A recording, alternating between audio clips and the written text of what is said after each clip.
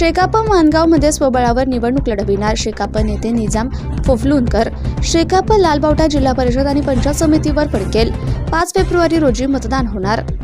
राज्यात 12 जिल्हा परिषद आणि 125 पंचायत समितींसाठी 5 फेब्रुवारी रोजी मतदान होणार असल्याचं निवडणूक आयोगानं जाहीर केलंय। निवडणूक जाहीर झाल्यानंतर सर्व पक्ष आणि उमेदवार तयारीला लागलेत।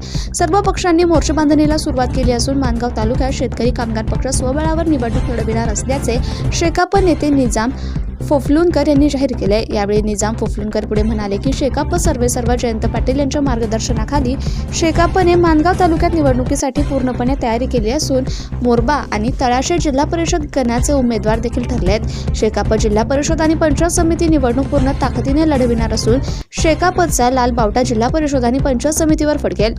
या निवडणुकीसाठी शेकाप कार्यकर्ते सज्ज असून शेकाप पक्षाला सर्वांनी सहकार्य करावे असे आवाहन देखील यावेळी निजाम फोफलूनकर यांनी केले। गेल्या अनेक वर्षे शेकाप पक्षाचे माणगाव तालुक्यात वर्चस्व राहिले।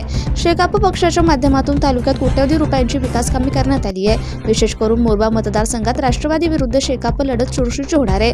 युवा अध्यक्ष स्वप्नील दसवते यांच्या मार्गदर्शनाखाली शेकाप येणाऱ्या जिल्हा परिषद आणि पंचायत समिती निवडणुकीत नक्कीच यश मिळवेल असा विश्वास शेकाप कार्यकर्त्यांनी व्यक्त केलाय।